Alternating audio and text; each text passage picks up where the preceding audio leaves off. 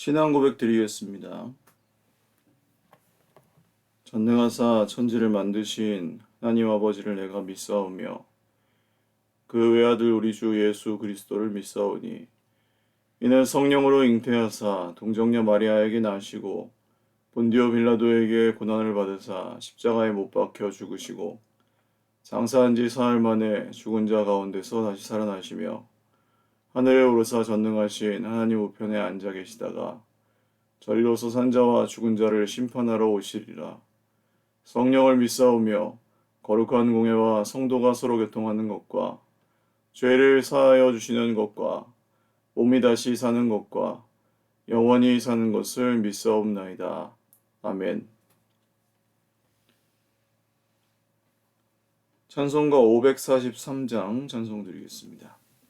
543장입니다.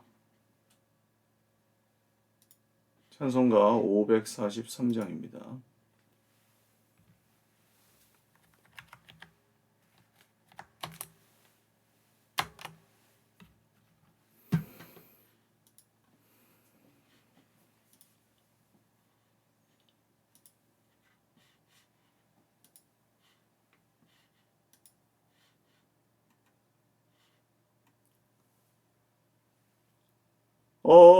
어려운 일 당할 때 나의 믿음 적으나 의지하는 내 주를 더욱 의지합니다. 세월 지나갈수록 의지할 것뿐일세. 무슨 일을 당해도 예수 의지합니다. 성령께서 내 마음 밝히 비춰주시니 인도하심 따라서 주만 의지합니다. 세월 지나갈수록 의지할 것뿐일세. 무슨 일을 당해도 예수 의지합니다.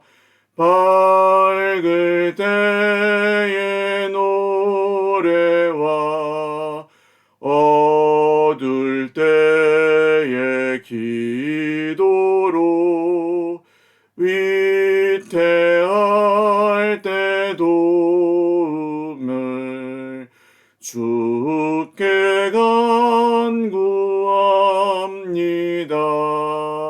세월 지나갈수록 의지할 것뿐일세. 무슨 일을 당해도 예수 의지합니다.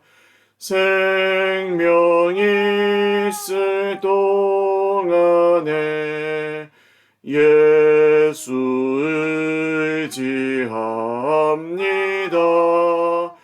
천국 올라가도록 의지할 것뿐일세. 세월 지나갈수록 의지할 것뿐일세. 무슨 일을 당해도 예수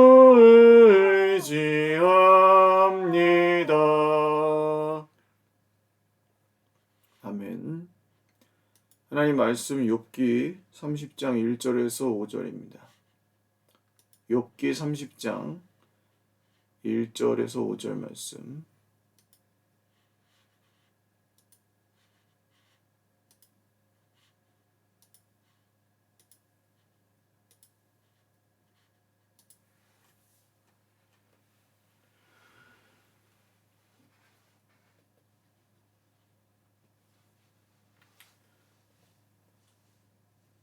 욥기 30장 1절에서 15절입니다. 욥기 30장 1절에서 15절 한 목소리로 읽겠습니다. 그러나 이제는 나보다 젊은 자들이 나를 비웃는구나. 그들의 아비들은 내가 보기에 내 양떼를 지키는 개 중에 또 둘만하지 못한 자들이니라. 그들의 기력이 쇠잔하였으니 그들의 손의 힘이 내게 무슨 소용이 있으랴. 그들은 곧 궁핍과 기근으로 인하여 파리하며 캄캄하고 메마른 땅에서 마른 흙을 씹으며 떨기나무 가운데에서 짠 나무를 꺾으며 뱃살이 뿌리로 먹을거리를 삼느니라. 무리가 그들에게 소리를 지르므로 도둑같이 사람들 가운데에서 쫓겨나서 침침한 골짜기와 흙구덩이와 바위굴에서 살며 떨기나무 가운데에서 부르짖으며 가시나무 아래에 모여 있느니라. 그들은 본래 미련한 자의 자식이요 이름 없는 자들의 자식으로서 고토에서 쫓겨난 자들이니라. 이제는 그들이 나를 노래로 조롱하며 내가 그들의 놀림거리가 되었으며 그들이 나를 미워하여 멀리하고 서슴지 않고 내 얼굴에 침을 뱉는도다. 이는 하나님이 내 활시위를 늘어지게 하시고 나를 곤고하게 하심으로 무리가 내 앞에서 굴레를 벗었음이니라. 그들이 내 오른쪽에서 일어나 내 발에 덫을 놓으며 나를 대적하여 길을 에워싸며 그들이 내 길을 헐고 내 재앙을 재촉하는데도 도울 자가 없구나. 그들은 성을 파괴하고 그 파괴한 가운데로 몰려드는 것 같이 내게로 달려드니 순식간에 공포가 나를 에워싸고 그들이 내 품위를 바람같이 날려버리니 나의 구원은 구름같이 지나가 버렸구나. 아멘. 기도드리겠습니다. 살아계신 하나님 아버지 감사합니다. 주님의 이름을 찬양하며 오늘 하루의 첫 시간을 주님께 올려드립니다. 하나님, 오늘도 세상에 여러 고난이 있고 또 광야 여정을 걸어가고 있는 우리 형제 자매들이 있습니다. 세상의 여러 깨어진 상황과 관계들, 또 하나님을 떠나 깨어진 여러 죄의 결과로 인한 것들도 있으나 애매한 고난들, 또 까닭없이 혹은 우리가 이유를 알 수 없는 고난 중에 욥처럼 당하고 있는 고난들도 있습니다.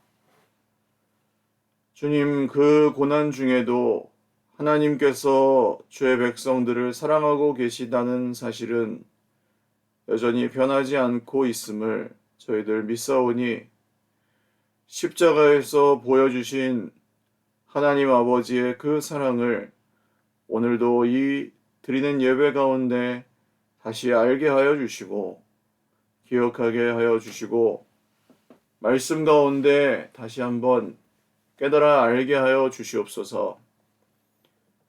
그리고 주 예수님이 죽으시고 부활하신 그 생명의 능력이 오늘도 성령의 말할 수 없는 탄식으로 우리의 마음속 깊은 곳에 능력과 또 생명으로 온전히 뿌리 내리고 또 그것이 우리의 살 소망이 되게 하여 주시옵소서. 질병으로 또 여러 사고와 안 좋은 일들로 혹은 물질 문제로 관계의 문제들로 마음의 슬픔과 상처들로 어려움 겪고 있는 우리 형제 자매들이 있습니다. 또 나라와 민족과 세계 열방 가운데 지금도 고통 가운데 있는 우리의 이웃들이 있습니다. 하나님 기억하여 주시옵고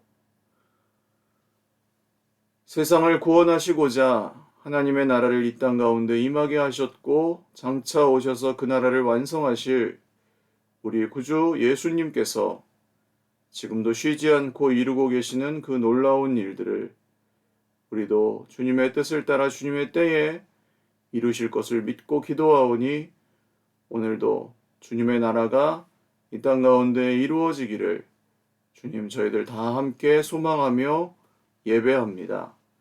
주 예수님 어서 오시고 또 이 땅을 구원하시고 심판하여 주시옵소서. 함께 예배하는 주의 백성들의 모든 예배와 또 찬미와 기도를 받아 주시기를 소원하옵고 예수님의 이름으로 기도 올리옵나이다. 아멘. 할렐루야. 오늘도 하나님의 은혜와 평강으로 풍성한 하루 누리시기를 바랍니다.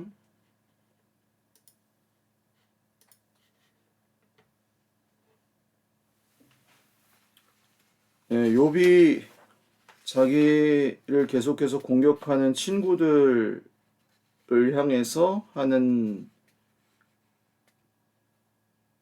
말입니다.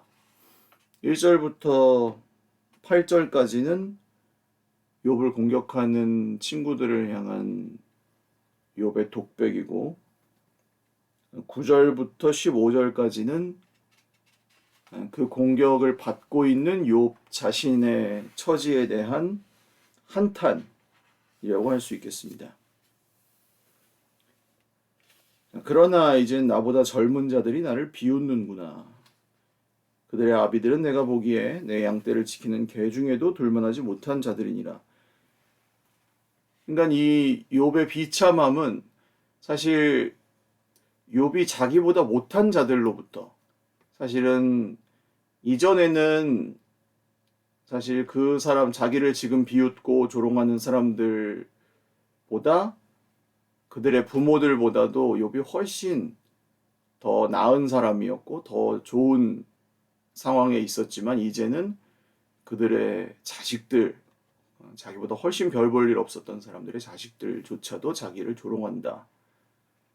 비참함을 드러내는 거죠. 그리고 그들의 기력이 쇠잔하였으니 그들의 손의 힘이 내게 무슨 소용이 있으랴. 그러니까 사실 별것도 아닌 것들이 나를 비참하게 만드는구나.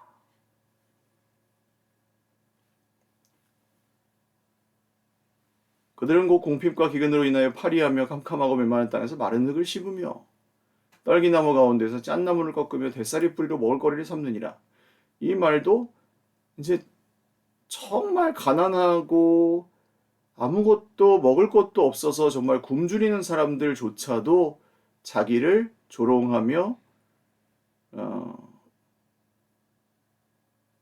괴롭힌다. 그런 뜻입니다. 우리가 그들에게 소리를 지르므로 도둑같이 사람들 가운데서 쫓겨나서 침침한 골짜기에 흙두덩이와 바위굴에서 살며 집도 없는 사람들이에요. 가시나무 아래 모여있는 사람들이고 미련한 자의 자식이요 이름 없는 자의 자식들로서 고토에서 쫓겨난 자들이니라. 고향에서 쫓겨난 사람들이다. 얼마나 그러니까 이 말은 욥을 지금 욕하고 괴롭히는 사람들의 처지가 이러할진데 욥은 얼마나 더 비참한 지금 지경에 있는지를 더욱 강조하는 말이라고 할 수 있겠습니다.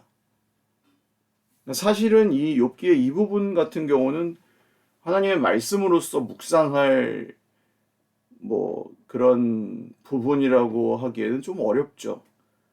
욥이 자기 자신을 굉장히 비하하고 비참해하는, 그러니까 별것도 아닌 것들이 나를 비참하게 하는구나 하는 그냥 그런 내용입니다. 그 다음 9절부터 15절 이제는 그들이 나를 노래로 조롱하며 내가 그들의 놀림거리가 되었으며 그들이 나를 미워하여 멀리하고 서슴지 않고 내 얼굴에 침을 뱉는도다. 하나님이 내 활시위를 늘어지게 하시고 활시위가 늘어지면 어떻게 되죠? 활을 쏠 수가 없게 되죠. 나를 곤고하게 하심으로 무리가 내 앞에서 굴레를 벗었음이니라. 자, 내 무기는 쓸모가 없어지고 상대편의 굴레가 벗어지면 어떻게 됩니까? 내가 전쟁에서 질 수밖에 없는 거죠. 이런 상황이 올 수 있습니다. 그러니까 상대방이 아무리 힘이 없고 정말 하찮은 존재들이어도 내 무기는 힘이 없어지고 상대방에게 힘이 주어져서 내가 질 수밖에 없는 그런 상황이 올 수가 있습니다. 욥이 지금 그런 상황을 만났죠. 그들이 내 오른쪽에서 일어나 내 발에 덫을 놓으며 나를 대적하여 길을 에워싸며 그들이 내 길을 헐고 내 재앙을 대축하는데도 도울 자가 없구나. 그들은 성을 파괴하고 그 파괴한 가운데로 몰려드는 것 같이 내게로 달려드니 사방으로 에워싸 있습니다. 순식간에 공포가 나를 에워싸고 그들이 내 품위를 바람같이 날려버리니 나의 구원은 구름같이 지나가 버렸구나. 그러니까 구원의 소망이 없고 욥은 정말 꼴사납게 품위 없이 완전히 두려움에 빠져 있습니다. 이 욥의 자기 자신의 상황을 묘사하는 말도 역시 욥의 비참함을 정말 자세하게 묘사한 말입니다. 그럼 이게 지금 하나님의 말씀으로서 우리가 무엇을 묵상해야 되는가라는 질문이 될 수밖에 없죠. 여기서 그러면 그럼 뭐야? 이거는 욥이 그러면 하나님을 뭔가 거역하고 죄를 지었기 때문에 이렇게 하나님께 저주를 받아서 이렇게 됐다는 거야? 아니면 무슨 정말 이거보다 더 가난하고 약한 사람들이었던 비참한 사람들이었던 사람들이 욥을 괴롭히는 게 잘못됐다는 거야? 여러 가지 생각이 아마 드실 거예요. 그러니까 욥기를 이렇게 짤막하게 성경을 묵상하시다 보면 사실 묵상할 게 별로 없다고 느끼시는 분들도 있으실 겁니다. 근데 우리는 사실 모든 성경은 신약의 예수님의 빛으로 읽어야 한다는 말을 들어보셨을 것입니다. 다시요. 중요한 부분입니다. 모든 성경은 신약의 예수님의 빛으로 읽어야 된다. 성경은 그러니까 어떤 목사님이 이렇게 비유하십니다. 박영선 목사님이라는 분은 구약이 영화, 무성 영화라고 한다면 신약은 그 영화에 자막을 입히는 것과 같다. 이렇게 번역을 비유를 하세요. 구약이 흑백 무성 영화라고 생각해 보십시오. 소리가 없는 영화. 근데 거기에다가 자막을 입혀주는 게 신약이에요.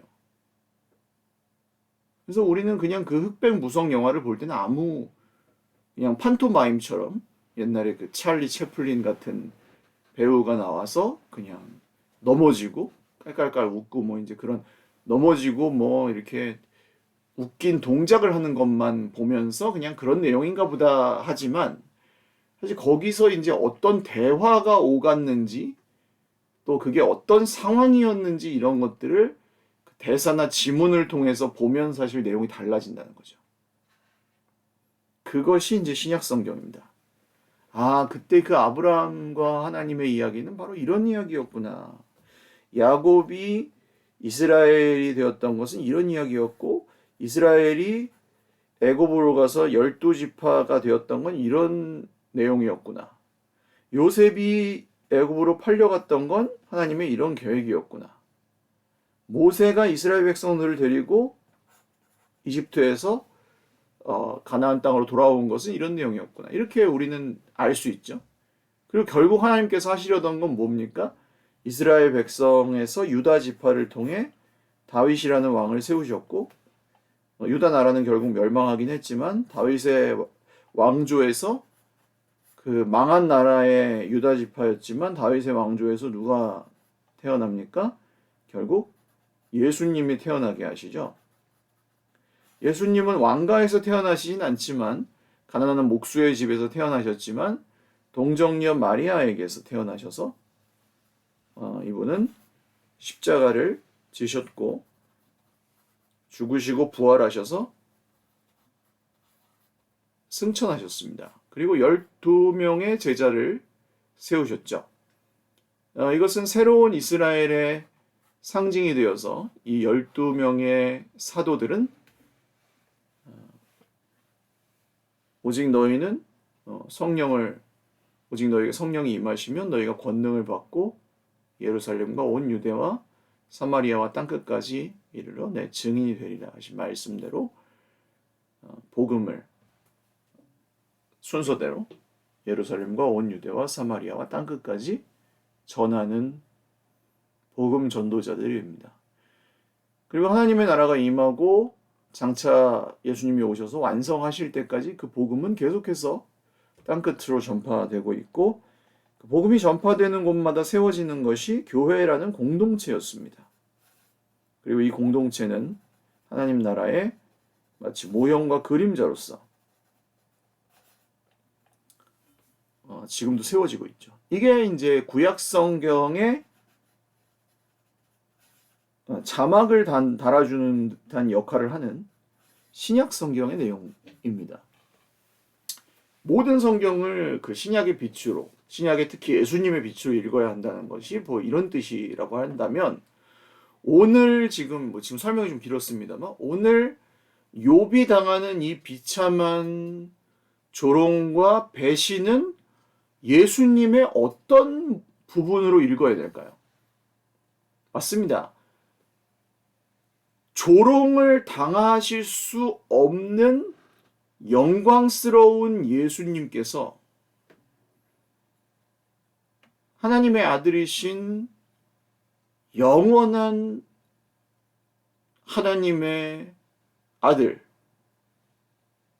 태초부터 지금까지 그리고 앞으로도 영원토록 하나님이신 독생자 예수님께서 인간의 몸을 입고 이 땅에 오셨을 때 수많은 죽음의 위기를 겪으시고 결국 비참하게 침뱉음을 당하시고 폭행을 당하시고 고문을 당하시고 채찍질을 당하시고 거짓 재판을 당하시고 누명을 쓰시고 죽임을 당하셨던 그 사건을 우리는 기억할 수밖에 없죠.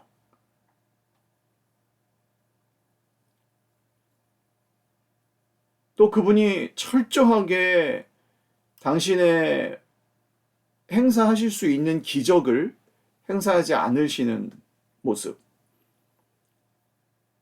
내려와서 한번 십자가에서 내려와 보거라 하고 막 조롱하는 그 사람들 앞에서 12군단 더 되는 천사를 대동하고 내려오실 수 있는 주님이 그냥 십자가에서 아무 능력이 없는 것처럼 죽으실 때 하나님도 그것을 그냥 내버려 두셨던 그 모습.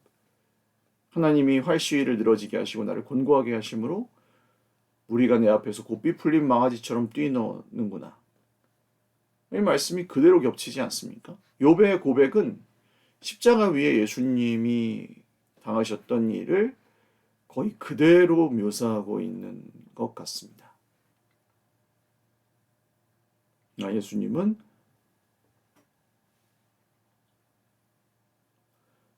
욥기에서 욥이 당하고 있는 이 까닭없는 고난, 그러니까 인간이 인생에서 하나님을 떠나 자기가 대가로 치러야 하는 죄로 인한 대가로 그 당하는 고난뿐만 아니라 이유 없이 정말 사탄의 변덕과 시험으로 인하여 당하는 모든 고난까지, 혹은 그냥 자연재해나 그냥 세상의 질서의 수레바퀴 속에서 그냥 인과응보, 이 욥의 친구들이 말하는 그런 인과응보에 의해 그냥 우연과 필연들이 겹쳐서 인간에게 일어나는 모든 불행한 사고들까지도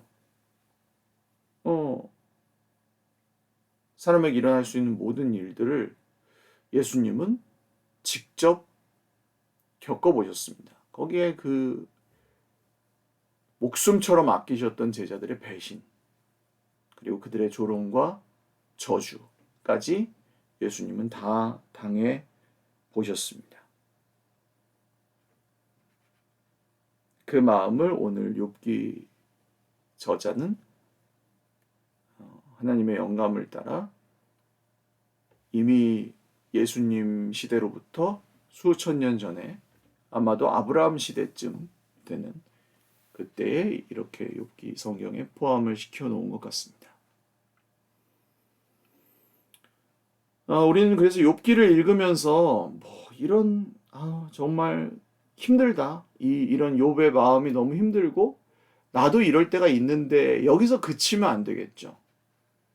어디까지 나가야 되겠습니까? 나도 이런 마음을 느낄 때가 있는 데에서 조금 더 나아가서 이런 마음을 예수님도 느껴 보셨겠구나. 그리고 조금 더 나아가면 어디까지 갈 수 있을까요? 그러므로 예수님이 십자가를 지신 것은 그렇게 고통당한 나를 위한 것이었구나. 그러므로 예수님은 그런 내 마음을 아시고 그런 나를 위해 모든 죄값을 치르셨구나. 그런 나를 구원하실 수 있구나. 라는 데까지 나아갈 수 있는 것입니다. 오늘 우리가 함께 불렀던 찬양 가사처럼 세월 지나갈수록 더욱 그렇습니다. 의지할 것은 예수님 뿐입니다. 사랑하는 여러분, 무슨 일을 만나든지, 무슨 일을 당하든지 예수님만 의지하는 저와 여러분 다 되시기를 바랍니다. 배신도 있죠. 고난도 있습니다. 이유 여하를 막론하고 고난은 우리 인생에 상처를 낼 수밖에 없고 때로는 그것이 정말 복구가 불가능한 그런 정도의 어려움을 우리에게 줄 수도 있습니다. 그러나 그 모든 상처를 예수님은 이미 우리를 대신해서 겪어보셨고 우리를 앞서 겪어보셨습니다. 그 예수님이 우리를 구원하셨다는 사실을 잊지 마십시오. 그리고 예수님이 우리를 사랑하신다는 사실을, 여전히 사랑하고 계신다는 사실도 잊지 마십시오. 기도하겠습니다. 좋으신 주님, 주님이 우리를 대신해서 죄값을 치르셨다는 말씀을 오늘 다시 한번 믿습니다. 상처 입으셨고 배신당하셨고 억울하게 죄를 뒤집어 쓰고 죽으셨던 예수님이 조롱당하셨고 핍박당하셨고 애매한 고난을 겪으셨던 예수님이 오늘 우리의 마음도 아십니다. 욥이 자기 처지를 비관하고 또 정말 자기보다 훨씬 하찮은 사람들에게 조롱당하며 적었던 이 글이 저의 마음이 될 때가 있습니다. 하나님, 그때에 십자가에 달리신 주 예수님을 기억하며 오늘 우리의 마음을 주님께 올려드립니다. 주 예수님이 십자가에서 죽으실 때에 오늘 우리의 고통도 다 함께 지시고 죽으시고 부활하신 것을 믿사오니 사랑하는 주의 백성들의 눈물을 닦아주시고 상처를 치료하시고 모든 죄에서 자유케 하시고 모든 상처를 치료하시고 주 예수님만 주인 되시고 영광의 그날에 이르도록 온전히 주만 의지하게 하옵소서. 오늘 하루도 또 힘겨운 하루를 살아가야 할 우리 형제 자매들을 축복하며 기도합니다. 주의 백성들에게 힘 주시고 또 다시 일어나 살아갈 수 있도록 은혜 베풀어 주시옵소서. 감사하옵고 예수님의 이름으로 축복하며 기도 올리옵나이다. 아멘. 네, 감사합니다. 오늘도 주님 안에서 행복한 하루 되시기를 바랍니다. 사랑하고 축복합니다.